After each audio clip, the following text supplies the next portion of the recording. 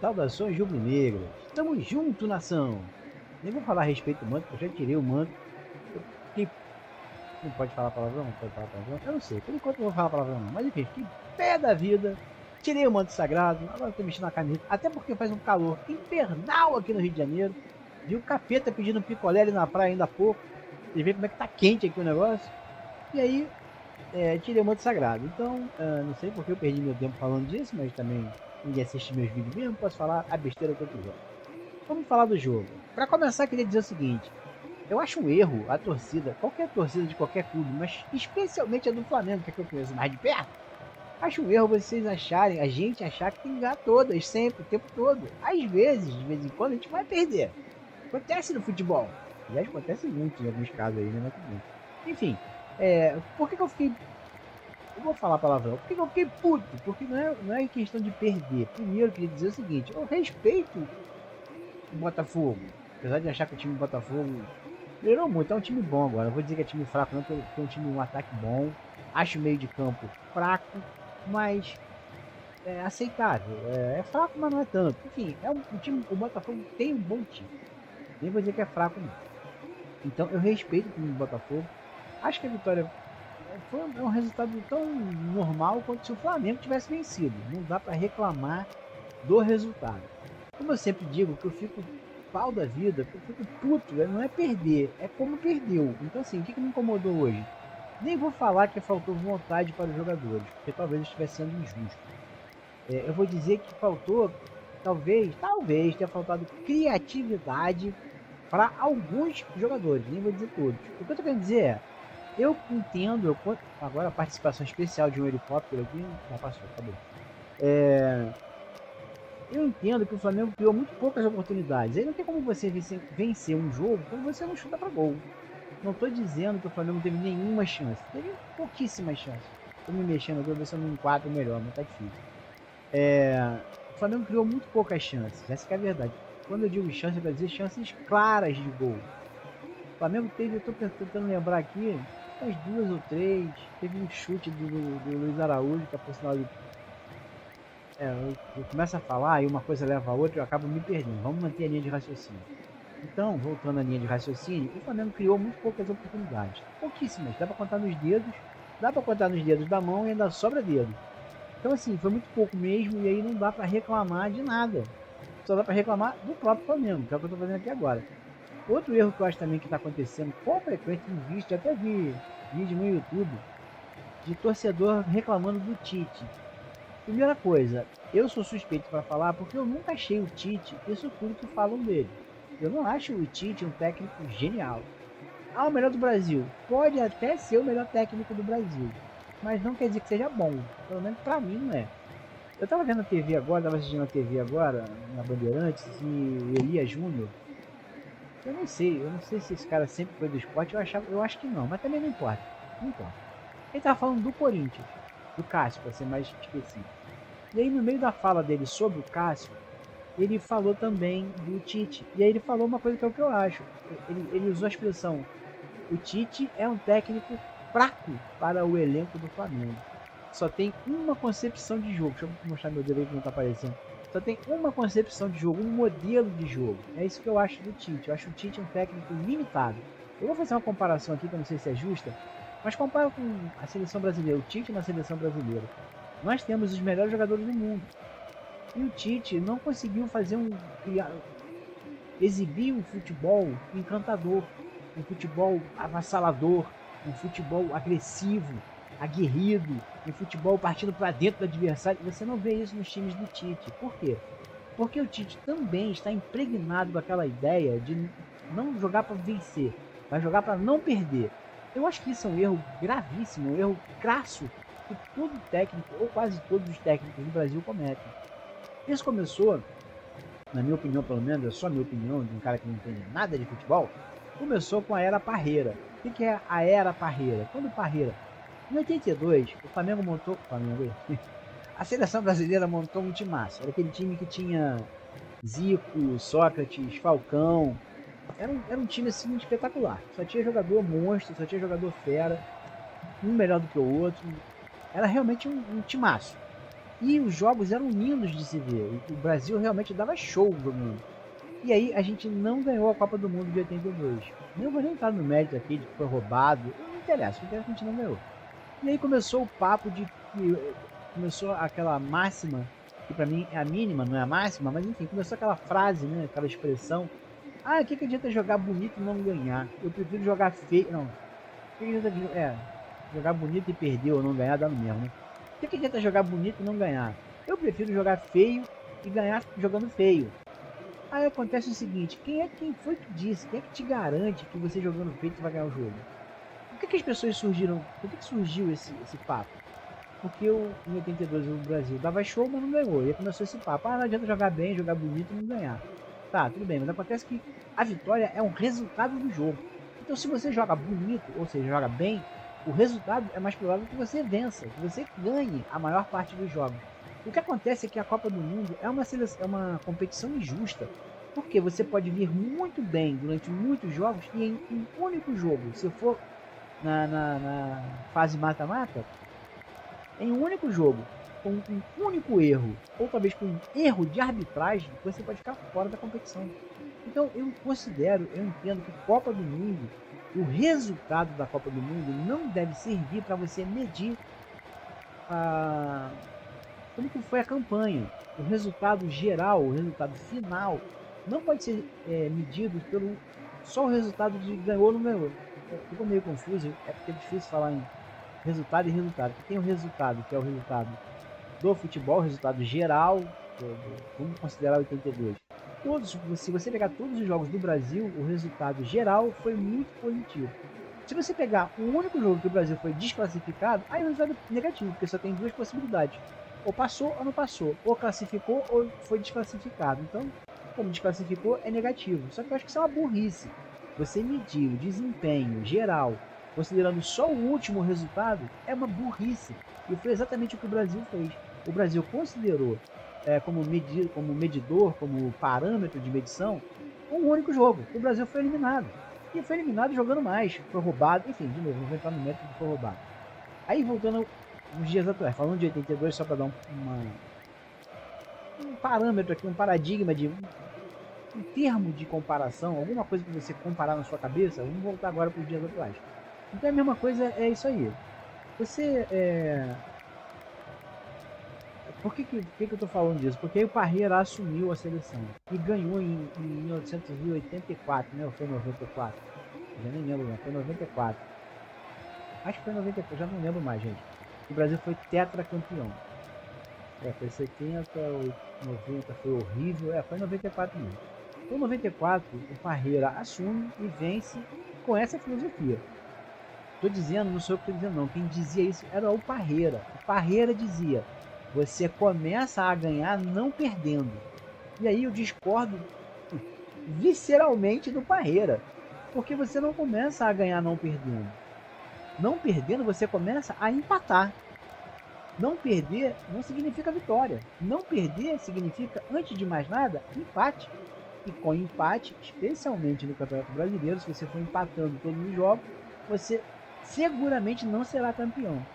Acredito eu que na seleção, na Copa do Mundo é a mesma coisa, até porque tem a fase mata-mata. E se você não passa pela fase mata-mata, ou seja, se você empata na fase mata-mata, o empate não persiste, vai para a disputa de pênalti, vai para prorrogação, depois de disputa de pênalti, tem que ter o vencedor. Então, a filosofia do Parreira estava errada na raiz, no nascimento, é nat morta.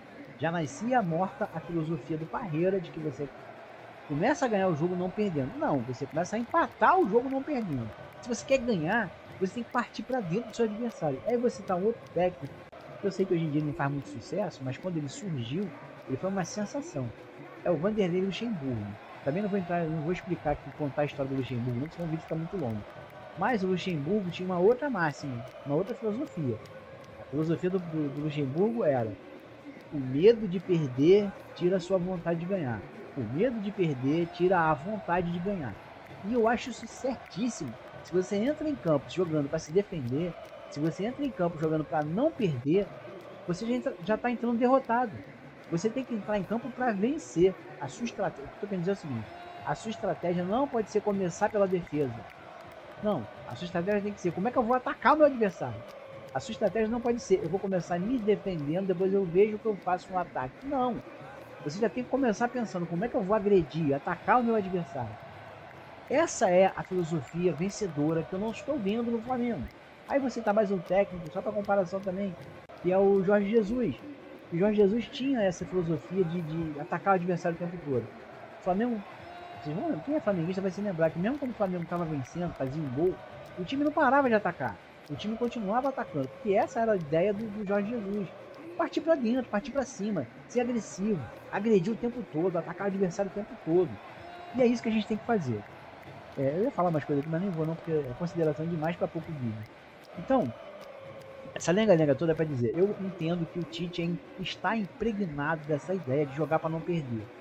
E eu acho que isso não vai dar certo com o elenco do Flamengo. Por quê? Porque a parte mais forte do elenco do Flamengo é justamente do meio para frente. Eu não estou dizendo que o Flamengo não tem um bom setor defensivo, muito pelo contrário. Eu acho que o Flamengo tem um ótimo setor defensivo. Vou falar disso mais para frente, mas eu considero que o Fabrício Bruno está num grande momento. Léo Pereira também. E o Gar, para mim, arrebentou. Tava arrebentando hoje no jogo. Joga muito bem, vem jogando bem muitos jogos. Então, assim, eu considero que o setor defensivo do Flamengo também é muito bom. Porém, mesmo assim, o time que tem no meio de campo De La Cruz e Arrascaeta, esse time, o mais forte dele, tem que ser a criatividade. Tem que ser o ataque, a fase ofensiva do jogo. A fase em que o Flamengo está no ataque é que tem que ser a fase mais forte. Mas a mão mais pesada do Flamengo tem que ser no ataque. Não pode ser na defesa. E infelizmente o Tite está impregnado com essa ideia de se defender primeiro para atacar depois. Passamos por essa parte, agora vamos lá falar das atuações, né? E aí comecei já pelo Tite. Assim como o Elias Júnior falou na TV, ele disse que o Tite é um técnico fraco para o elenco, para o tamanho do elenco do Flamengo. Eu concordo plenamente. Muito provavelmente quem está me vendo, se é que alguém vai me assistir, vai dizer, mas tá bom, bota quem? Porque não tem ninguém melhor do que o Tite. Pode ser. Talvez seja verdade. Eu não acompanho o futebol. Eu vejo os jogos do Flamengo. Eu não sei do futebol no resto do mundo. Então, eu me recuso a acreditar em duas coisas. Primeiro, que o Brasil não consiga formar novos técnicos. Eu falei isso ontem conversando com um dos meus sobrinhos pelo grupo de futebol que a gente tem. Eu me recuso a acreditar que o Brasil não consiga produzir novos técnicos de futebol. Por que eu estou dizendo isso? Porque o técnico do Vasco caiu. Tem uma confusão se ele foi demitido ou pediu demissão, mas isso não me interessa, eu não torço pro Vasco. A única coisa que eu torço pelo Vasco, a única coisa que eu torço para o Vasco, eu torço para o Vasco ir para a Série B de novo. A única coisa que eu torço pro Vasco é isso, que ele se ferre. Então, falando com meu sobrinho, né, ele falou isso. Ah, a gente precisa de um técnico. Ah, mas também não pode ser qualquer um. Ah, mas eu quero que seja um técnico assim, assim, assim, de lá, de lá, de lá. Aí eu falei para ele, vem cá, não tem técnico no mercado. Será que não estava na hora de dar chance para um técnico novo? Novo que eu quero dizer em todos os sentidos. Novo de idade, novo de profissão também. Um técnico que esteja despontando, surgindo agora. E aí é claro que tem um problema gravíssimo nessa minha ideia. Como é que você vai botar um cara novo à frente de um time grande? Nem vou falar do Vasco, para mim o Vasco não é time grande. Time que caiu para a Série B não é mais time grande.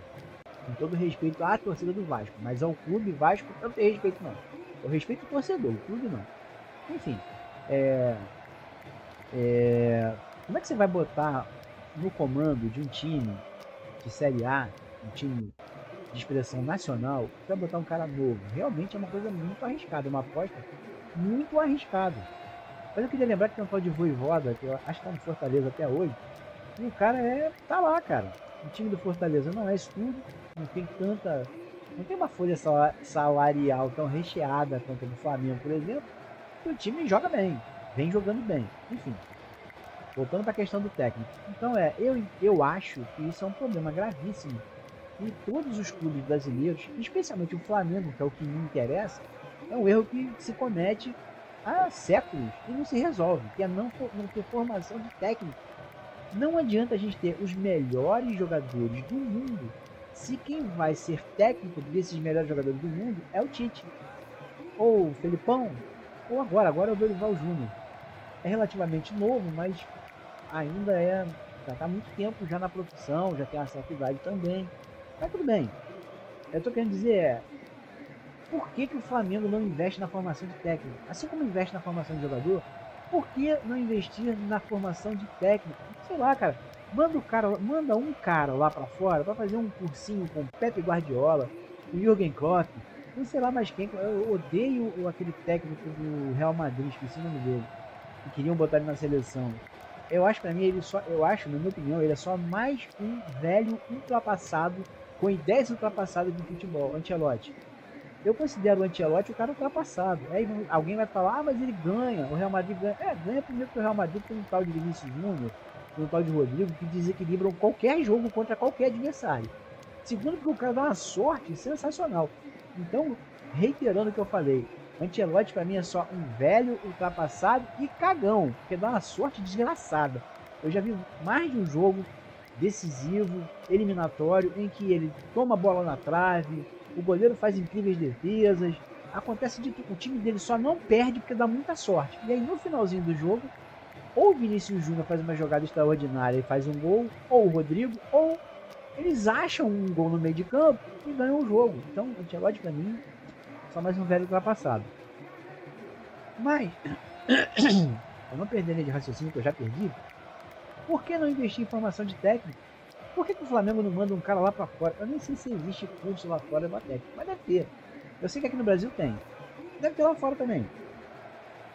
Manda um cara lá para fora para aprender com o melhor do mundo, com o Pepe Guardiola. Ele deve ter o Guardiola deve ter um cursinho. Se não tem, alguém deve ter um cursinho baseado nas ideias dele, porque o cara não escreveu livro, já falou sobre suas táticas, técnicas, não sei lá. Então, assim, dá pra gente aprender. Não é possível que você não consiga aprender com o cara, com o melhor do mundo, a ser um técnico melhor. Me mexi aqui e perdi o meu efeito de câmera. Eu apago o meu fundo porque fica aparecendo no meu quarto, porque tá sempre uma zona, uma bagunça, eu não quero que ninguém veja. Bom, então falamos do Tite, agora vamos seguir adiante, de novo, né? Falar ainda de rendimento do jogador, ou performance do jogador, ou sei lá, como é que o elenco se comportou. Então eu considero que hoje, de novo, já vem falando isso em alguns jogos, né? Eu nem sei se eu falei isso em vídeo, mas vou falar agora. Eu entendo que o Arrascaeta não está no bom momento. Vejam bem, não estou dizendo que o Arrascaeta foi mal. O Arrascaeta tem como ele vai mal e vai bem. O cara é genial, o cara é extraordinário. Mas eu entendo que o Arrascaeta não está no bom momento. Inclusive hoje, no final do jogo não, né? Quando ele foi substituído, acho que foi antes dos 40, não lembro mais. Mas ele foi substituído, estava sentindo a perna. Tem mais. De La Cruz jogou muito, não tenho críticas a fazer ao De La Cruz, pelo menos não me lembro de nada que chamasse atenção. Eu não vou falar de todos os jogadores, só alguns.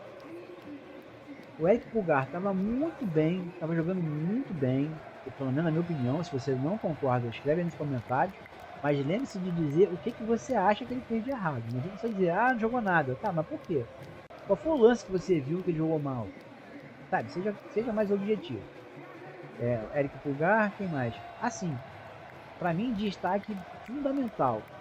O Fabrício Bruno, que salvou a gente em pelo menos um lance, eu me lembro com clareza.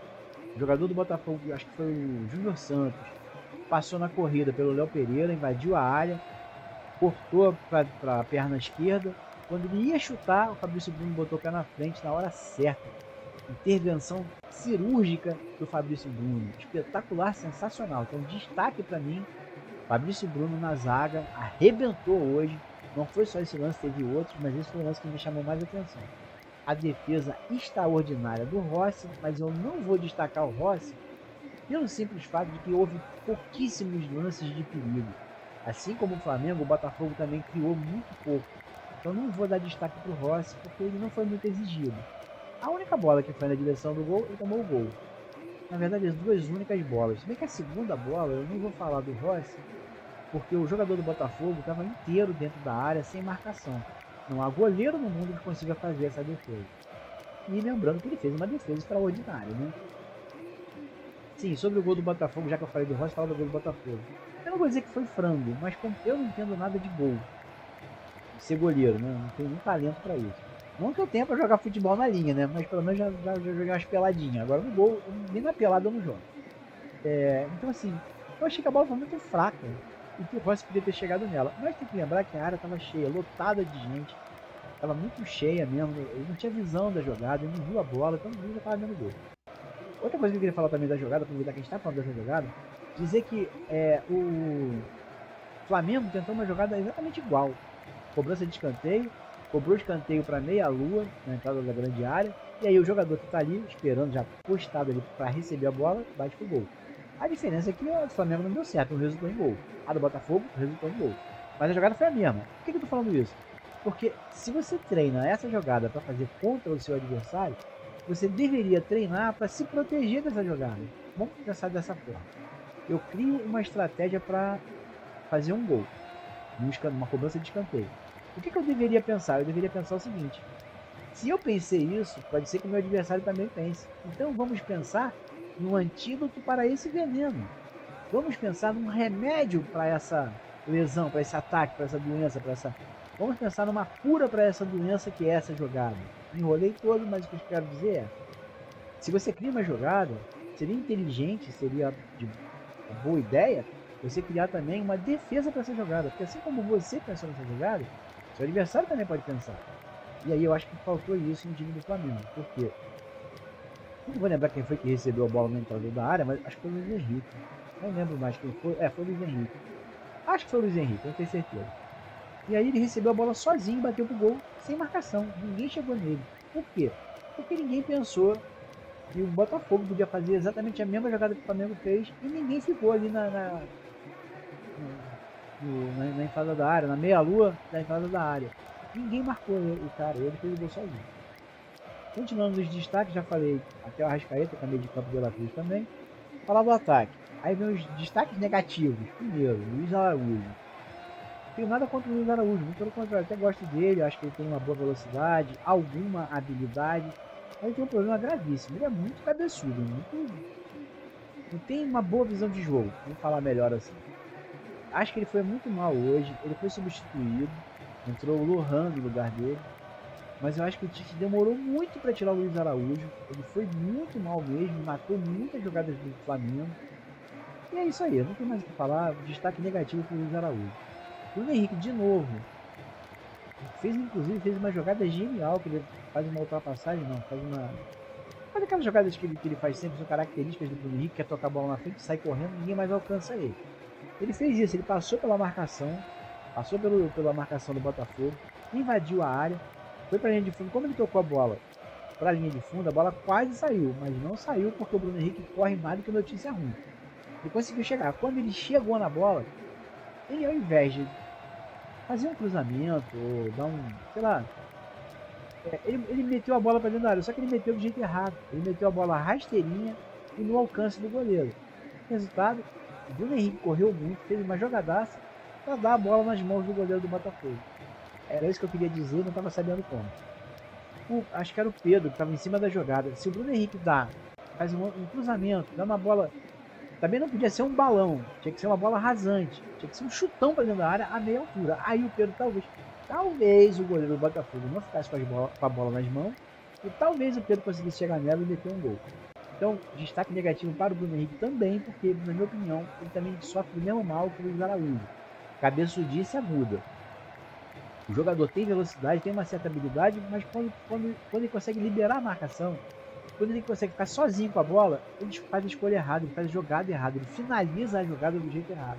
E aí não dá, né? Não adianta nada, né? Ele pode passar pelo time inteiro. Se depois que ele estiver livre, ele botar a bola para fora, ou na mão do goleiro, não adianta nada, né?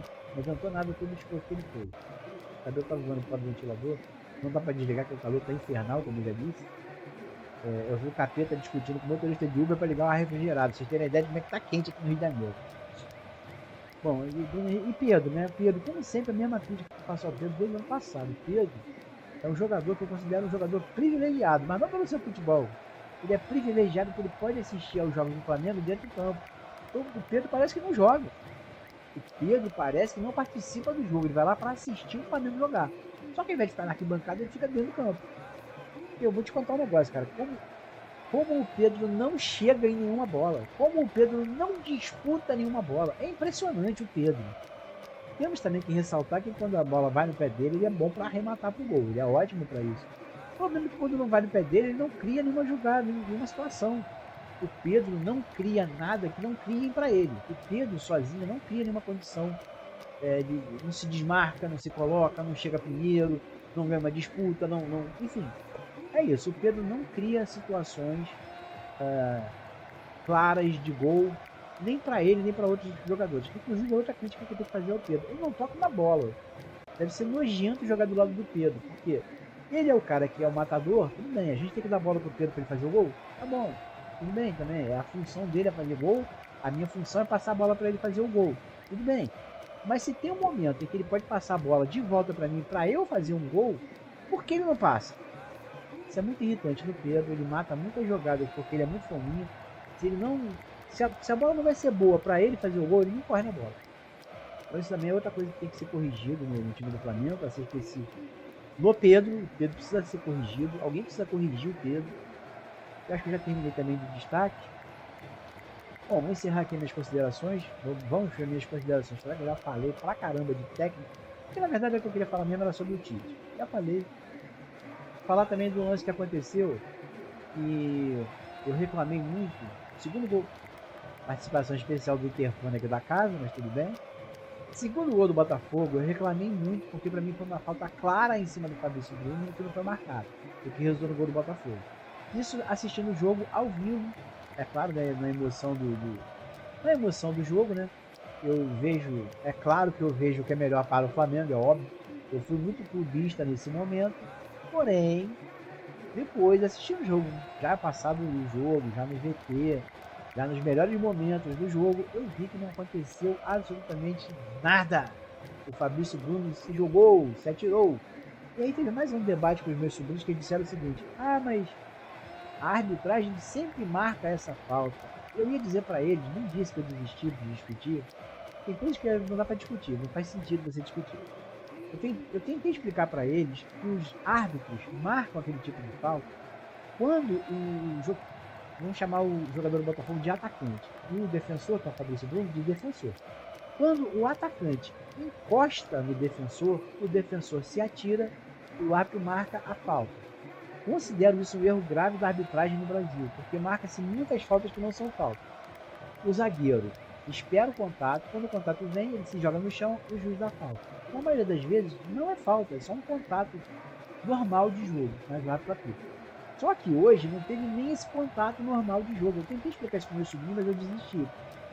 Simplesmente não tentei. Não quis falar sobre isso, porque era tão óbvio que não tinha o que falar. Foi isso que aconteceu. O Fabrício Bruno não esperou, né, ou se jogou antes da hora, enfim. Ele fez aquela jogada tradicional que todo zagueiro faz. Ele ficou na frente da bola, botou o corpo na frente da bola. Quando o jogador do Botafogo se aproximou, ele se atirou. Só que ele não esperou o jogador do Botafogo encostar nele. Então não teve nenhum contato para que o árbitro pudesse apitar uma falta. Ou seja, não dá nem para reclamar de falta de critério, que era isso que os meus sobrinhos estavam reclamando. Falta de critério porque todo juiz marca essa falta. Por que o Cláudio marcou? É simples, o Cláudio não marcou porque essa falta foi diferente das outras. Porque nessa falta não houve nenhum contato. Nem sem querer, não chegou nem perto. O jogador do Botafogo não chegou nem perto do Fabrício Bruno.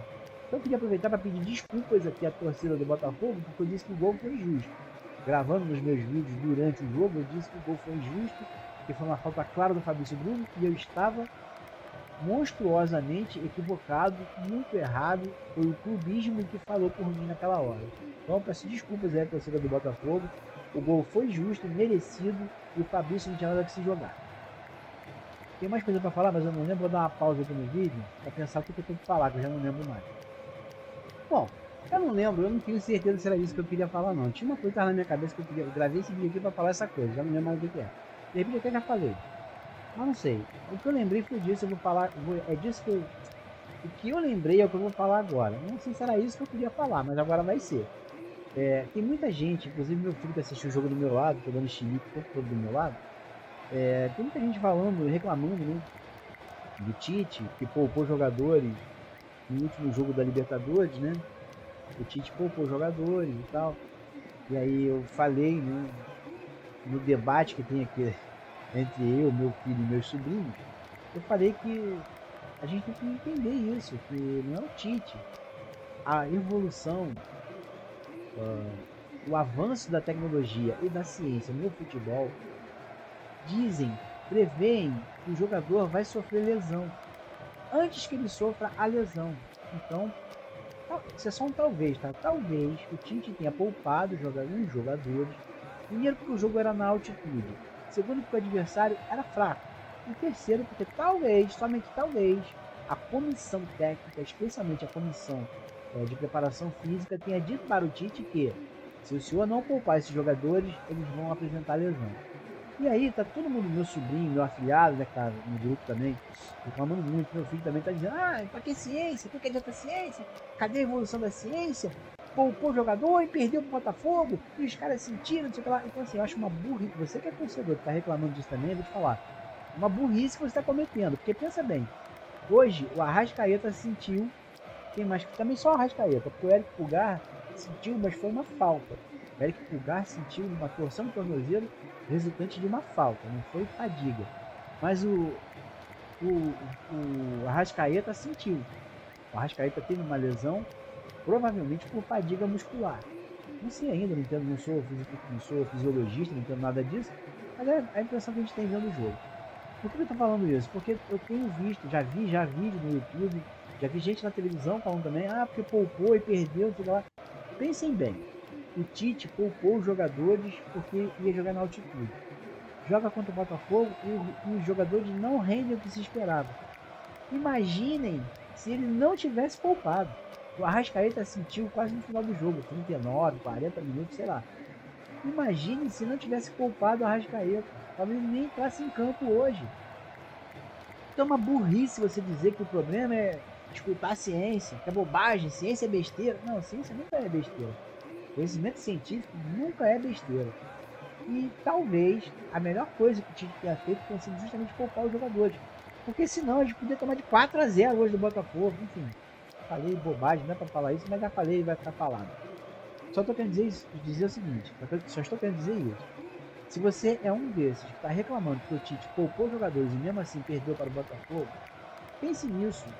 Talvez ele tenha poupado porque o departamento médico, através da tecnologia avançadíssima que eles têm em fisiologia, tenha dito para ele que os jogadores poderiam sentir se não fossem poupados. E se ele não tivesse poupado os jogadores, talvez no jogo de hoje a gente tivesse entrado com um time totalmente mexido. Por quê? Porque talvez o De La Cruz tivesse sentido, a Arrascaeta claramente sentiu, Bruno Henrique, o Luiz Araújo mesmo que foi muito mal, mesmo assim podia ter sentido, bem ter entrado, enfim. Pense nisso, meu camarada. Antes de dizer que foi uma burrice poupar jogadores jogando na altitude, pense que podia ser muito pior se não tivesse poupado. Bom, gente, eu vou encerrar o vídeo por aqui. Ficou um vídeo longuíssimo, mas também pouco importa, porque eu faço vídeo curto para as pessoas assistirem. As pessoas não assistem do mesmo jeito. Então, já que ninguém assiste vídeo nenhum que eu faço, eu vou falar o que eu quero durante o tempo que eu quiser. Eu espero sinceramente que você goste e assista meus vídeos. Eu espero sinceramente também que você se inscreva no meu canal, dê um like aí pra mim e escreva qualquer coisa nos comentários. Queria dizer uma coisa para encerrar. O like no vídeo não custa nada para você, mas é muito importante para o canal. De qualquer um, não é só o meu não. Então se você está assistindo um vídeo e você gostou de qualquer coisa, não precisa gostar do vídeo inteiro não. Se você gostou de uma frase no vídeo, dê um like. Deixa um like lá pro cara, porque ele mereceu. E porque ajuda muito ele. É like e comentário. Se você der só um oi, já conta como um comentário para mim. Não precisa escrever nem uma frase inteira. Dá só um salve. Já é o bastante para contar como comentário. E isso impulsiona o meu canal para o senhor YouTube. Então, por favor, se inscreva no meu canal. Deixa um like aí para mim. E escreva qualquer coisa nos comentários.